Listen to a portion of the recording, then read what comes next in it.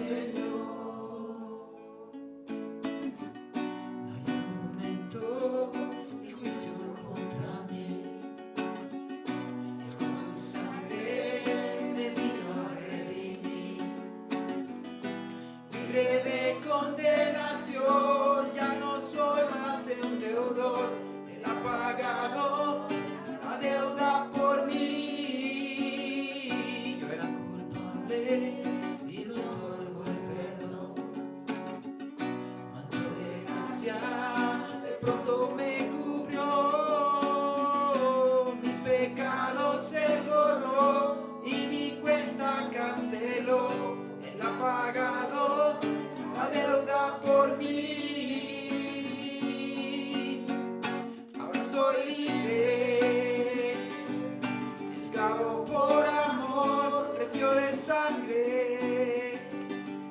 Jesús por mí pagó, ahora soy libre. Esclavo por amor, precio de sangre. Jesús por mí pagó. Marcó mi corazón.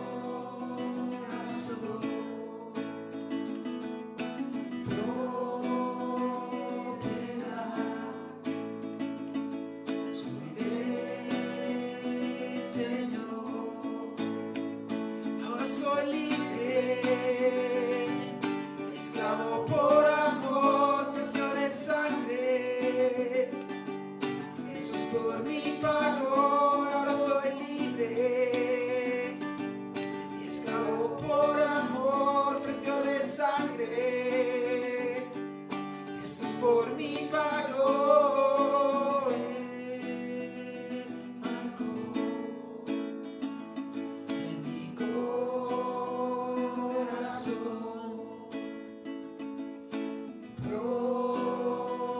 Propiedad, soy del Señor.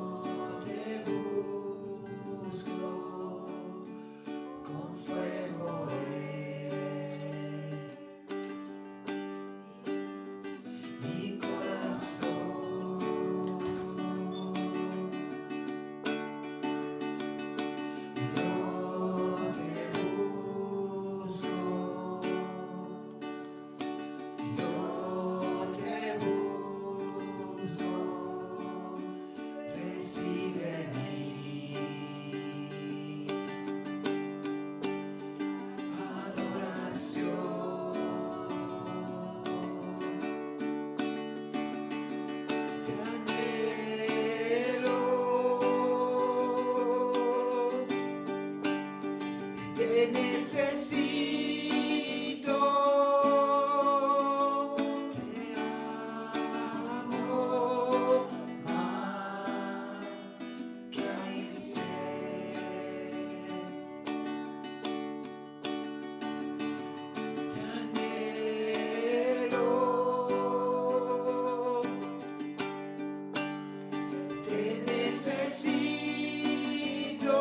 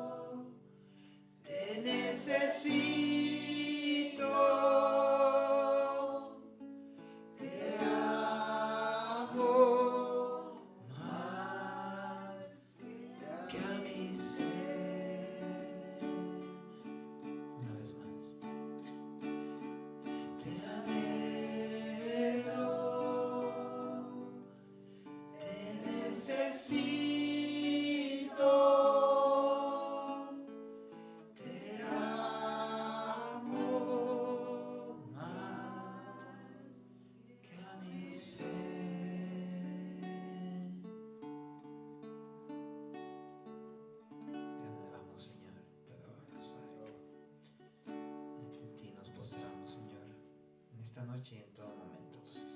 Te buscamos. Queremos ver tu rostro, Padre. Amén.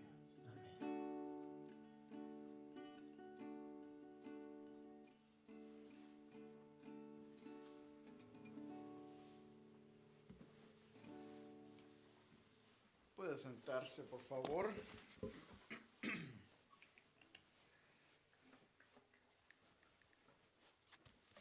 Gracias, Germán.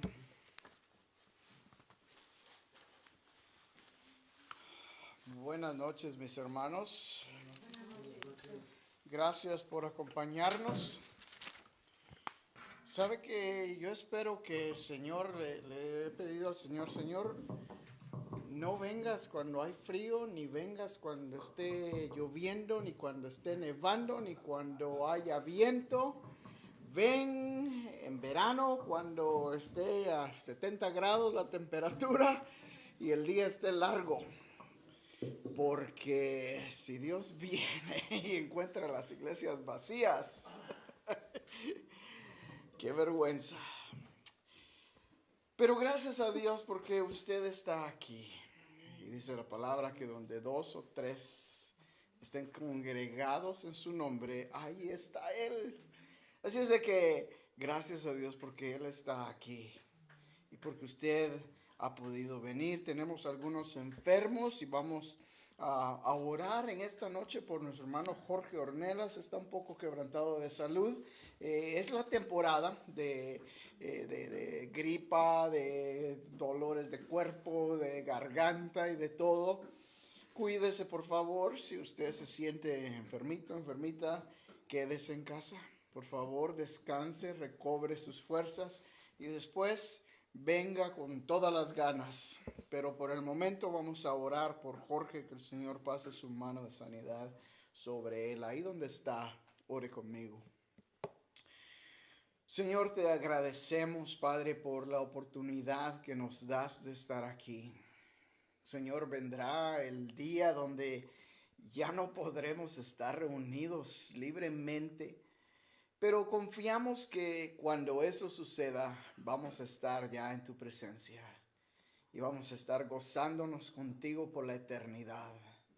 Padre, te rogamos que tú nos des fuerzas para seguir adelante, para seguir, Señor, buscándote fielmente, congregándonos con tus santos para la edificación del cuerpo de Cristo.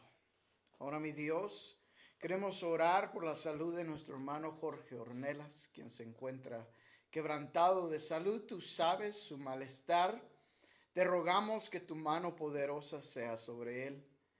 Recobra tú, Señor, sus fuerzas y que él pronto pueda estar con nosotros una vez más, adorándote y sirviéndote. Gracias por su vida. Oramos por cualquier otro que también esté quebrantado de salud. Tú lo sabes todo, tú los conoces. Te rogamos que seas con ellos y que pases tu mano de sanidad. Y Señor, si hay alguien desalentado, afligido, desconsolado, sé tú su aliento, sé tú su sostén. Ahora, mi Dios, pedimos que abras nuestro entendimiento para poder entender esta palabra, poder recibirla y sobre todo, mi Dios, que la pongamos en práctica. Gracias por este tiempo. Lo pedimos todo en el nombre de tu Hijo Jesús. Amén. Muy bien.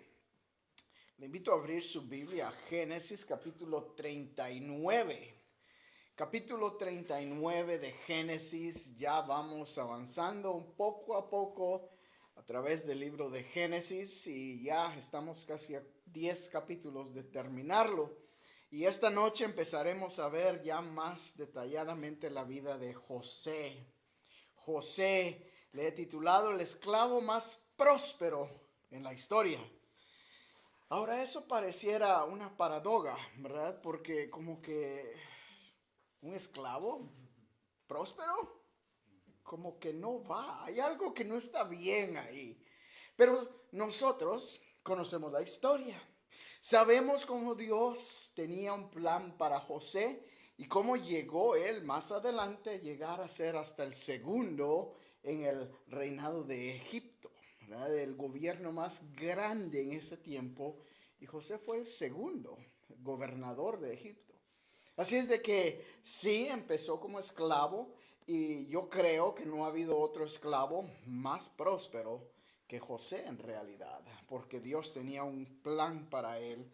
Pero con la ayuda de Dios estaremos viendo el capítulo 39 y 40. Hoy no sé, quizás me estoy tratando de apresurar mucho, veremos hasta dónde llegamos. Y dice el versículo 1, capítulo 39. Llevado pues José a Egipto, Potifar, oficial de Faraón, capitán de la guardia, varón egipcio, lo compró de los ismaelitas que lo habían llevado allá. Mas Jehová estaba con José y fue varón próspero y estaba en casa de su amo, el egipcio. Y vio su amo que Jehová estaba con él y que todo lo que él hacía, Jehová lo hacía prosperar en su mano. Así halló José gracia en los ojos y le servía, y él le hizo mayordomo de su casa y entregó en su poder todo lo que tenía. Y aconteció que desde cuando le dio el encargo de su casa y de todo lo que tenía, Jehová bendijo la casa del egipcio a causa de José.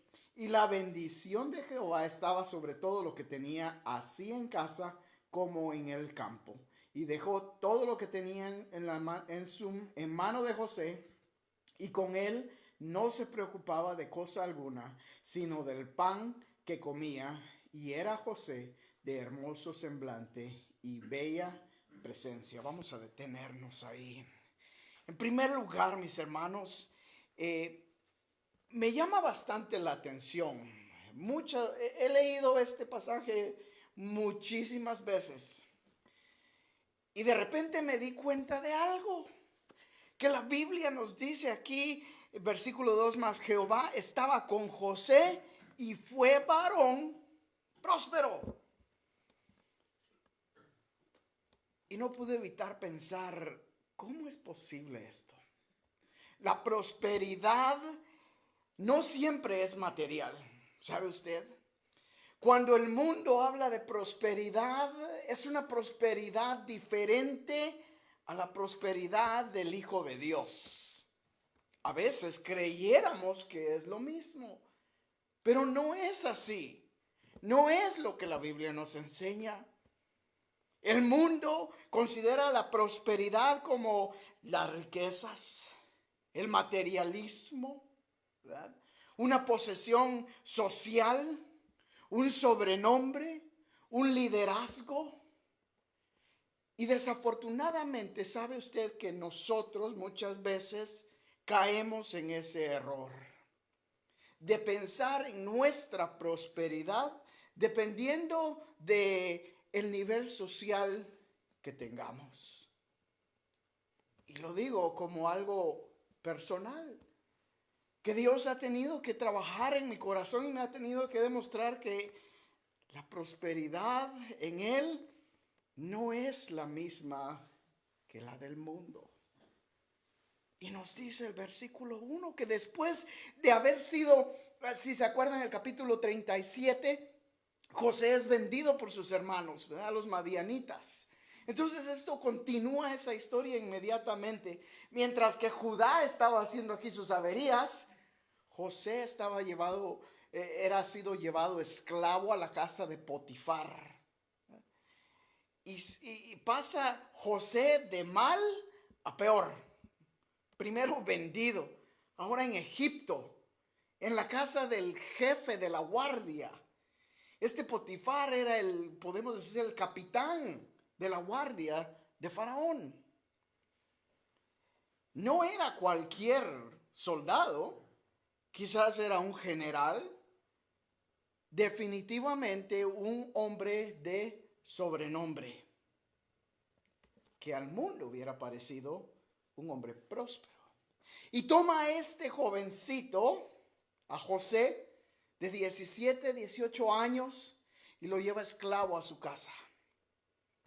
Y José, nos dice la palabra aquí, el versículo 1, lo compró de los ismaelitas que lo habían llevado, mas Jehová estaba con José y fue varón próspero. Y estaba en la casa de su amo, el egipcio. Jehová estaba con José. Y eso, mi amado hermano, era la prosperidad de José. La presencia de Dios en su vida, en su corazón, era la diferencia entre la prosperidad de Potifar y la prosperidad de José. José no tenía riquezas. Aún cuando nos dice la palabra que la casa de Potifar fue bendecida por José, José no tenía ninguna de esas bendiciones. No gozaba de las bendiciones. No era como que José decía, ay, cuánto me ha dado el Señor, qué bendecido soy. No, todo le pertenecía a su amo, al egipcio. Sin embargo, nos dice la palabra que José era un varón próspero. Muchos hoy en día se preguntan, ¿por qué prosperan los impíos? Y yo no sé si usted se ha hecho esa pregunta. Yo le tengo que ser honesto. Yo me la he hecho muchas veces. Inmediatamente tengo que arrepentirme y pedirle perdón a Dios. Porque cuando pensamos en la prosperidad del mundo, nuestro corazón nos demuestra y nos hace ver que todavía estamos en este mundo y anhelamos esa prosperidad. Pero muchos se preguntan hoy, ¿por qué prosperan los impíos? Pero déjeme decirle que aunque pareciera que prosperan, y a veces incluso parece que prosperaran más que los justos, a veces pareciera que los justos pasamos ¿cómo se dice? Más estragos, más tiempos más difíciles que los impíos. Pero no estamos solos. ¿Sabe usted que grandes siervos de la Biblia se han hecho esa pregunta? Y cuando yo leo eso digo, ok, Señor, no estoy solo yo. Jeremías la hizo. Mire, deje leerle Jeremías 12:1. Dice Jeremías: justo eres tú, oh Jehová, para que yo dispute contigo. Sin embargo, alegaré mi causa ante ti. ¿Por qué es próspero el camino de los impíos y tienen bien todos los que se portan deslealmente? Los plantaste y echaron raíces, crecieron y dieron fruto. Cercano estás tú en sus bocas, pero lejos de su corazón.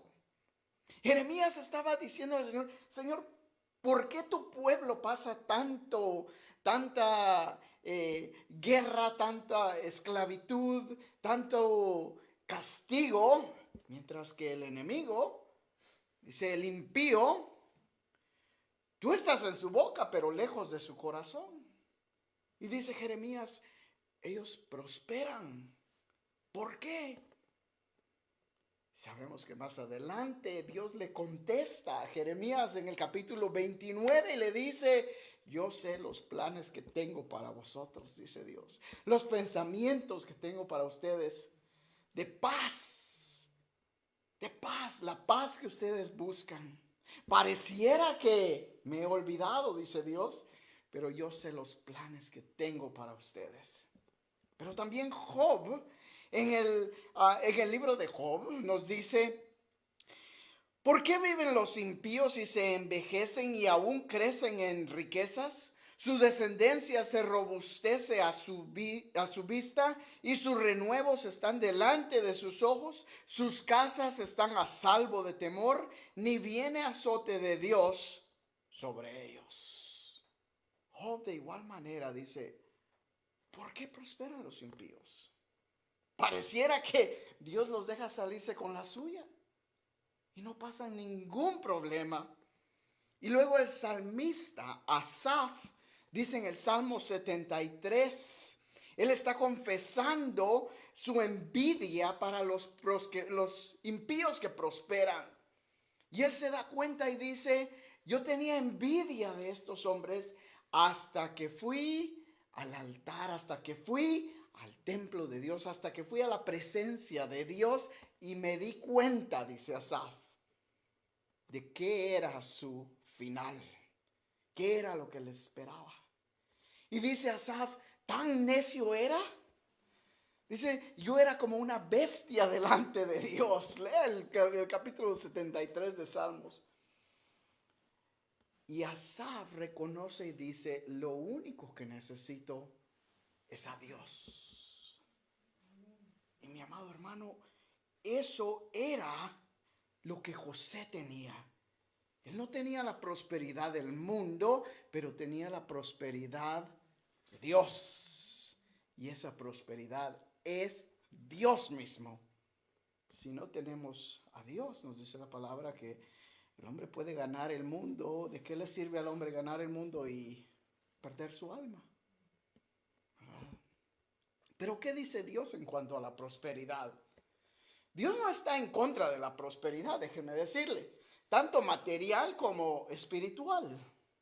Vamos a ver que Dios prospera no solo espiritualmente, sino materialmente a José. Y a través de la historia, José, David, han sido hombres riquísimos. Salomón, hombres que no han sido tan ricos como ellos. Dios los ha bendecido, los ha prosperado materialmente. Dios no tiene nada en contra de la prosperidad material. Pero el desear la prosperidad material, eso es pecado. Ese es el pecado del hombre y ese es el error del hombre. Y vea lo que nos dice Josué 1:8.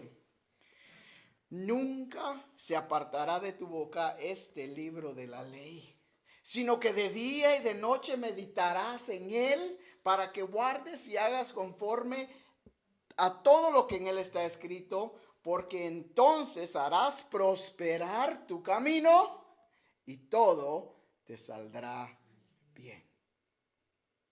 La prosperidad del Hijo de Dios se encuentra aquí. Nunca se apartará tu corazón o tu mente, tu boca del libro de la ley. Le dice Dios a Josué, porque entonces vas a ser prosperado y entonces todo te saldrá bien. Pero también el salmista en el Salmo 1 nos dice, será como árbol plantado junto a corrientes de agua, que da su fruto a su tiempo y su hoja no cae. Y todo lo que hace, prosperará. Ahora, ¿de qué está hablando aquí el salmista? Está hablando del hombre que permanece en la ley de Dios. Una vez más, la prosperidad es estar en la palabra de Dios. El temor de Dios. Y por último, Hebreos capítulo 13, versículo 5. Es un versículo que lo he tomado para mí, mi hermano.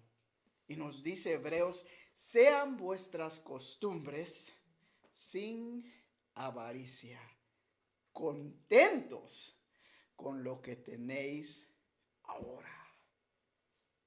Oh, mi hermano, porque a veces nosotros podemos estar en situaciones como las de José, quizás no en esclavitud como estuvo José, pero a veces sentimos como que vamos de mal en peor. Apenas vamos saliendo de una y ya viene la otra. O a veces ni hemos salido de una y ya viene la otra. Y decimos, Señor, ¿por qué? O digo, Señor, ¿por qué? ¿Cuánto más? Y Dios me tiene que recordar, sean tus costumbres sin avaricia.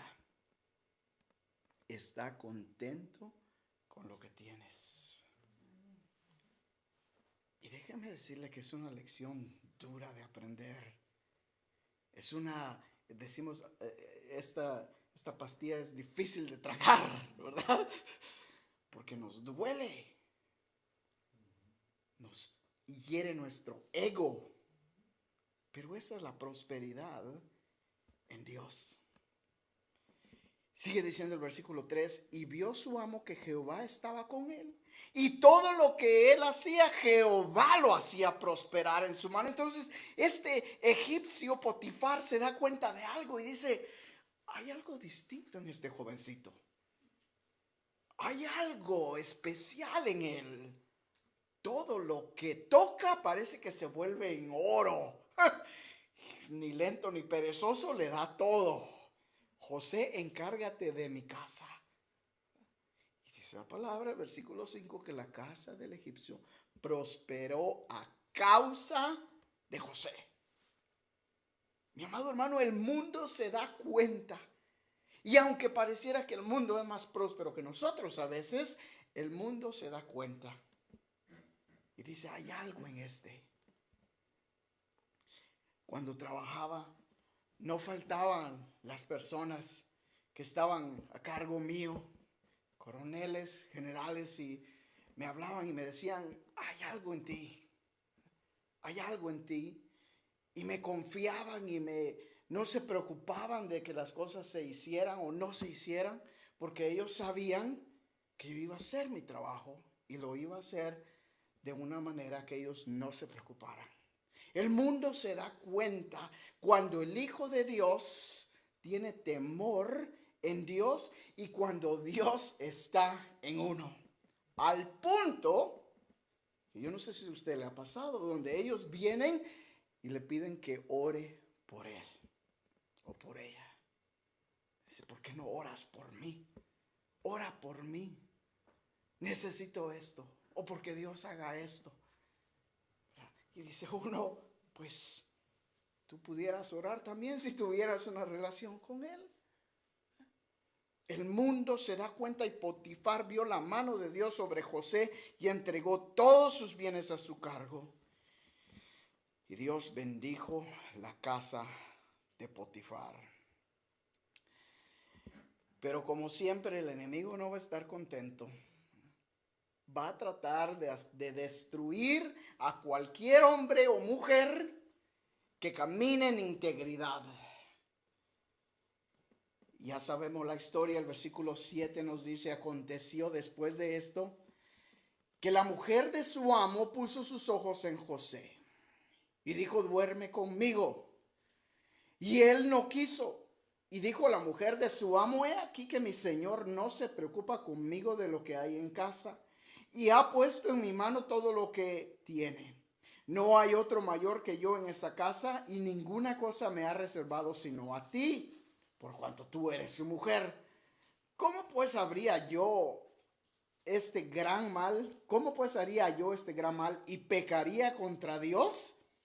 Hablando ella a José cada día y no escuchándola a él para acostarse al lado de ella, para estar con ella, aconteció que entró él un día en casa para hacer su oficio y no había nadie de los de casa allí.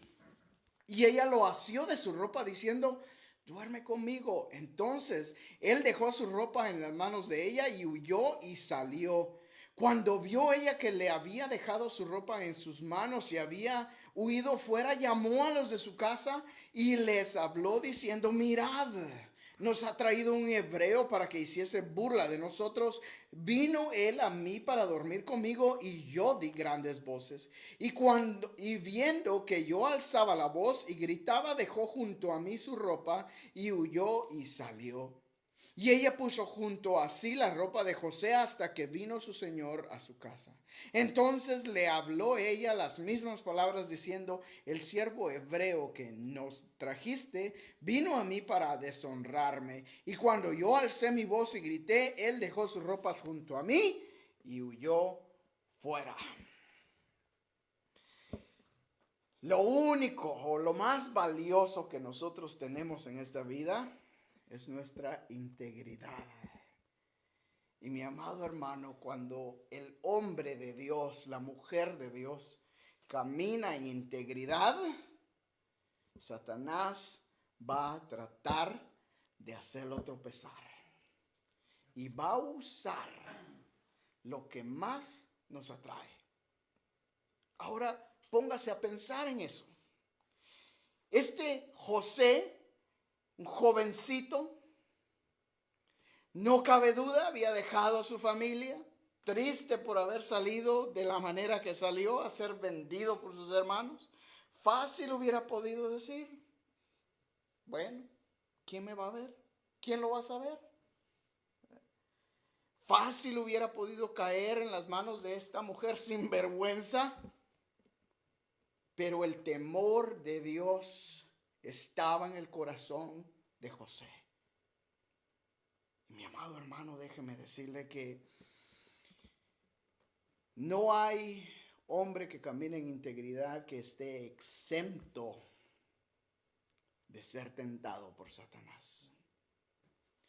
¿Cuántos predicadores han habido que han caído en el pecado de la inmoralidad a causa que creen que están bien y que eso no les va a pasar a ellos? Déjeme decirle que debemos de vivir con un temor. El temor de que no solo Dios lo ve todo, sino que dice la palabra de Dios que lo que se hace en lo oculto o en lo oscuro va a salir a la luz. Si el hombre pudiera ver su futuro y las consecuencias de su pecado en ese momento, no pecaría. Si David hubiera visto lo que iba a causar el haberse acostado con Betsabé, nunca lo hubiera hecho. Pero Satanás llegó, lo tentó y él cedió a la tentación. Ya sabemos la historia también. Y el producto del pecado es la muerte, como lo vimos la semana pasada. Dios le quitó la vida a ese bebé a causa del pecado de David.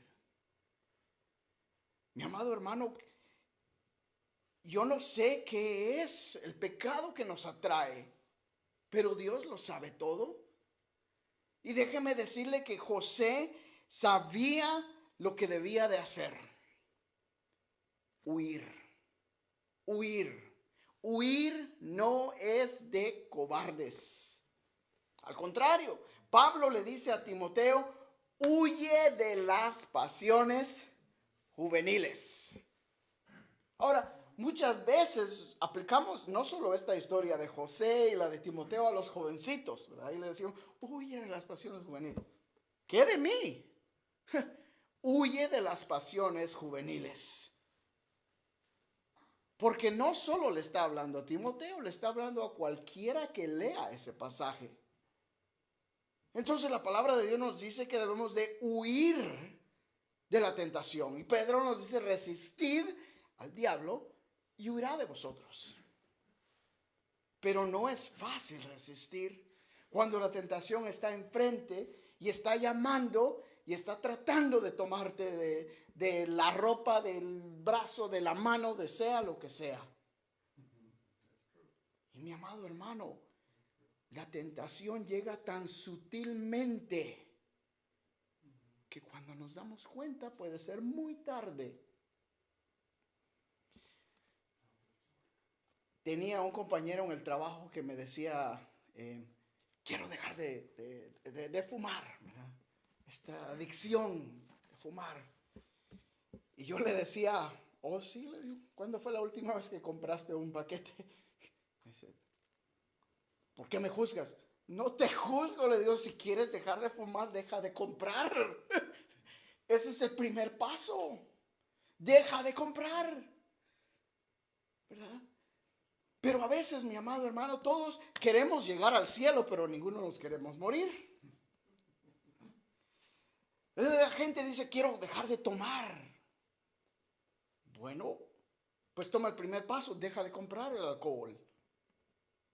Pero es que esa me tiene atado. Sin Cristo vas a seguir atado. Solo Cristo puede romper esas cadenas. Las cadenas de la pornografía. Bueno, vende la computadora, deshazte de la computadora, deshazte del teléfono. Pon cualquier cosa que bloquee ese teléfono. Porque cuando la tentación llegue, vas a estar firme para decir, mejor que digan aquí corrió que aquí quedó. José no tuvo ningún problema en correr, en salir corriendo. ¿Qué tal nosotros? Versículo 19. Y sucedió que cuando oyó el amo de José las palabras que su mujer le hablaba, diciendo, así me ha tratado tu siervo, se encendió su furor. Ahora, muchos comentaristas, bueno, en realidad no sabemos cuál era el furor de Potifar. ¿Estaba furioso contra José o contra la mujer? Porque esta mujer, algo nos dice que no era la primera vez que lo hacía. Esta mujer quizás era su MO, ¿verdad? Lo que ella acostumbraba a hacer. Y Potifar estaba enojado porque, bueno, se le va su gallinita de oro. Ahora tiene que deshacerse de José.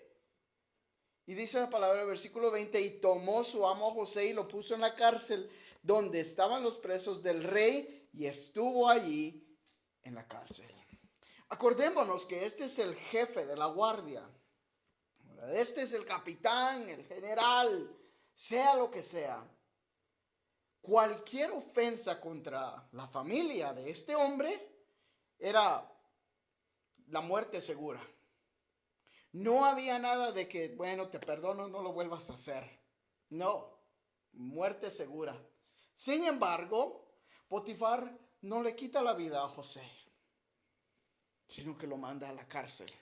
Entonces eso nos da la idea que Potifar estaba, sí, se enojó, se encendió su furor, pero quizás no necesariamente contra José, porque él conocía a José y conocía a su mujer. Quizás Potifar aquí sabía lo que la mujer había hecho y se enojó porque, pues bueno, perdió a su mayordomo, perdió su gallinita de oro y ahora él sabe lo que le espera.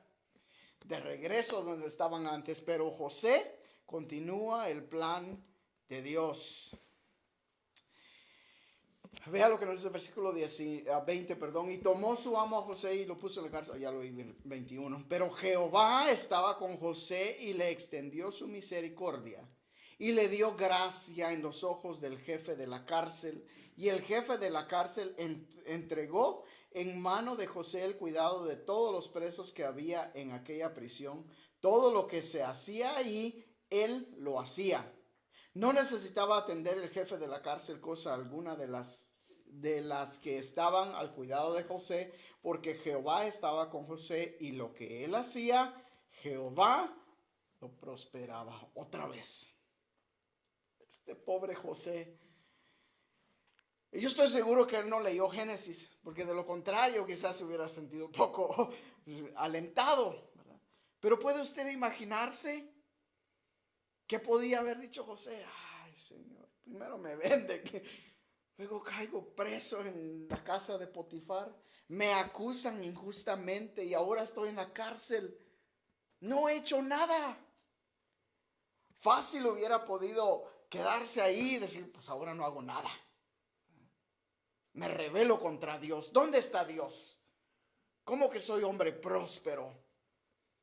Pero no es así. José continúa sirviendo de la misma manera que lo había hecho antes. Entonces dice que el jefe de la cárcel puso todo el cuidado de él también. Un hombre que trae liderazgo, que nace con liderazgo, siempre va a estar en un liderazgo. Hay hombres que simplemente tienen esa habilidad de tomar liderazgo. Y para el hombre de Dios, Dios puede utilizar esa habilidad. José era uno de ellos. Donde quiera que iba, él terminaba siendo mayordomo, siendo encargado.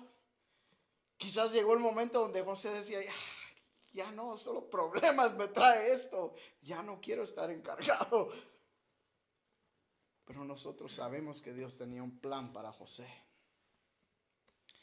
La palabra de Dios nos dice en Efesios 5-8, siervos, obedeced a vuestros amos terrenales con temor y temblor, con sencillez de vuestro corazón, como a Cristo, no sirviendo al ojo como los que quieren agradar a los hombres, sino como siervos de Cristo de corazón, haciendo la voluntad de Dios, sirviendo de buena voluntad como al Señor y no a los hombres, sabiendo que de Él que el bien que cada uno hiciere, ese recibirá del Señor, sea siervo o sea libre.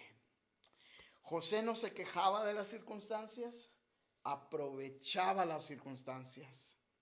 Servía a sus amos no para agradarlos a ellos, sino para agradar a Dios. Muchas veces, mi amado hermano, nosotros trabajamos o servimos dependiendo de cómo nos traten, ¿verdad? Como me trate mi empleador, mi jefe, así funciono yo, así trabajo yo. Si me tratan por los suelos, pues así les va a tocar a ellos también. Pero si me dan mi lugar, yo también los voy a tratar así. Eso no es lo que nos dice Pablo aquí. Nos dice que sirvamos al hombre como sirviendo a Cristo. Con razón, cuando llegamos a la iglesia, a veces traemos la mentalidad equivocada del servicio. Porque traducimos nuestro servicio afuera, aquí en la iglesia también. Y si no servimos al hombre bien, tampoco vamos a servir a Cristo bien.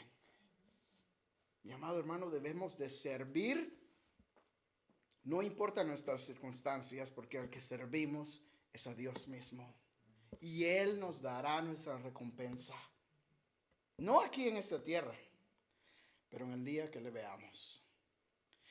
Leamos el capítulo 40 y con esto terminamos. Porque aquí tenemos donde José empieza a interpretar sueños, pero en realidad son oportunidades que Dios le da a José para demostrar el poder de Dios en él. Y dice el versículo 1. Aconteció después de estas cosas que el copero del rey de Egipto y el panadero delinquieron contra su señor el rey de Egipto. Y se enojó Faraón contra sus oficiales, contra el jefe de los coperos y contra el jefe de los panaderos, y los puso en prisión en casa del capitán de la guardia, en la cárcel donde José estaba preso. Y el capitán de la guardia encargó de ellos a José, y él les servía, y estuvieron días en la prisión. Y ambos, el copero y el panadero del rey de Egipto, que estaban arrestados en la prisión, tuvieron un sueño, cada uno su propio sueño en una misma noche, cada uno con su propio significado. Vino a ellos José por la mañana y los miró, y he aquí que estaban tristes. Y él preguntó a aquellos oficiales de Faraón que estaban con él en la prisión de la casa de su señor, diciendo: ¿por qué parecen hoy mal vuestros semblantes? Ellos le dijeron: hemos tenido un sueño y no hay quien lo interprete. Entonces les dijo José: ¿no son de Dios las interpretaciones? Contádmelo ahora. Entonces el jefe de los coperos contó su sueño a José y le dijo: yo soñaba que veía una vid de delante de mí, y en la vid 3 sarmientos, y ella como que brotaba y arrojaba su flor, bien viniendo a madurar sus racimos de uvas. Y que la copa de Faraón estaba en mi mano, y tomaba yo las uvas y las exprimía en la copa de Faraón, y daba yo la copa en mano de Faraón. Y le dijo José: esta es su interpretación. Los 3 sarmientos son 3 días. Al cabo de 3 días levantará Faraón tu cabeza y te restituirá a tu puesto, y darás la copa a Faraón en su mano, como solías hacerlo cuando eras su copero. Acuérdate pues de mí cuando tengas ese bien, y te ruego que uses conmigo de misericordia, y hagas mención de mí a Faraón, y me saques de esta casa, porque fui hurtado de la tierra de los hebreos, y tampoco he hecho aquí porque me pusiesen en la cárcel. Viendo el jefe de los panaderos que había interpretado para bien, dijo a José: también yo soñé que veía 3 canastillos blancos sobre mi cabeza, y el canastillo más alto había de toda clase de manjares de pastelería para Faraón, y las aves los comían del canastillo sobre mi cabeza. Entonces respondió José y dijo: esta es su interpretación. Los 3 canastillos 3 días son. Al cabo de 3 días Quitará Faraón tu cabeza de sobre ti y te hará colgar en la horca, y las aves comerán tu carne sobre de ti. Y al tercer día, que era el día de cumpleaños de Faraón, el rey hizo banquete a todos sus sirvientes y alzó la cabeza del jefe de los coperos y la cabeza de los panaderos entre sus servidores. E hizo volver a su oficio al jefe de los coperos y dio la copa en mano de Faraón. Mas hizo ahorcar al jefe de los panaderos como lo había interpretado José. Y el jefe de los coperos no se acordó de José, sino que le olvidó. Dios nos da oportunidades. A veces las pasamos por alto. No nos damos cuenta de la oportunidad que Dios nos está dando. José buscaba oportunidades para servir. Pero ¿sabe usted que él no simplemente era cualquier esclavo? Me fascina la vida de José, porque nos demuestra aquí que era un jovencito que no solo temía a Dios, sino aprovechaba las oportunidades. José se preparó. ¿Se da cuenta usted cómo desde la casa de Potifar él ya se comunicaba con los egipcios? Acuérdese que él era hebreo. Él no hablaba egipcio, pero lo aprendió. ¿Para qué? Para comunicarse. Y se preparó de tal manera que estaba listo para estar frente a Faraón. Y cuando el copero le dice la interpretación, le dice: acuérdate de mí y háblale a Faraón de mí. No cualquiera dice algo así sin estar listo y sin saber que está preparado para estar frente a un hombre de esa magnitud. Me fascina la vida de José. Su conciencia estaba limpia de pecado. Él sabía que no había hecho nada malo y que solo era cuestión de tiempo antes que Dios hiciera justicia en su vida. Hablaba verdad aun cuando fueran malas noticias.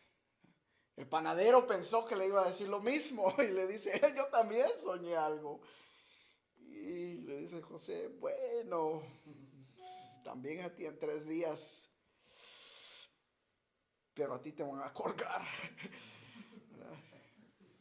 Mi amado hermano, la gente no le gusta escuchar ese tipo de verdad. ¿Quién eres tú para decir que me va a quitar la vida? Pues es la verdad.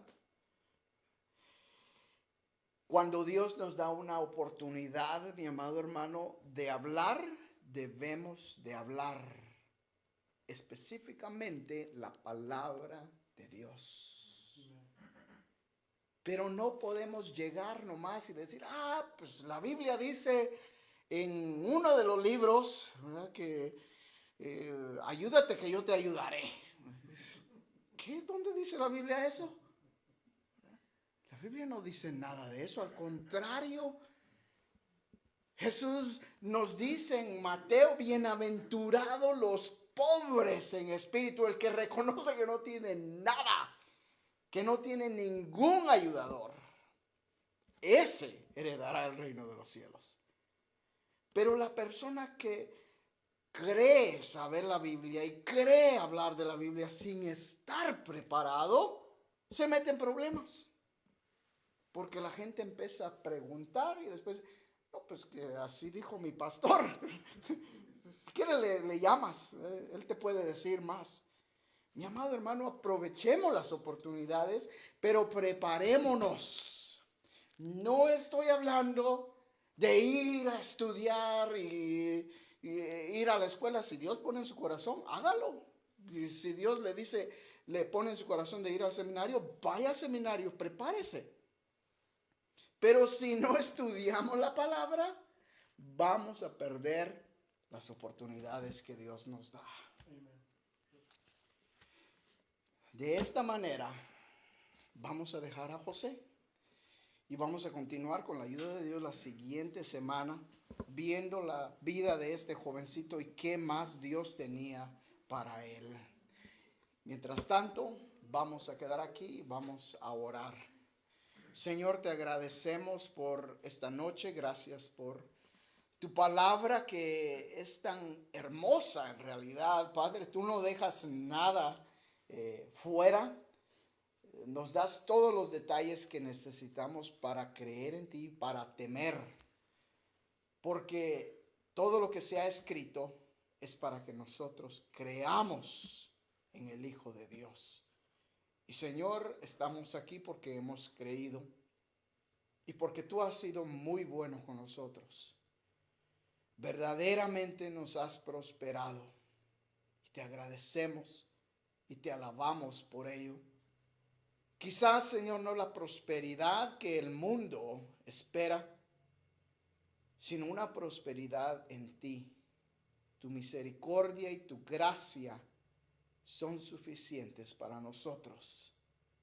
Ayúdanos a aprender esto y ayúdanos a recordarlo todo el tiempo, que lo único que necesitamos eres tú. Gracias. Bendito sea tu nombre hoy, mañana y siempre. En tu nombre oramos. Amén. Que el Señor les bendiga. Estamos despedidos.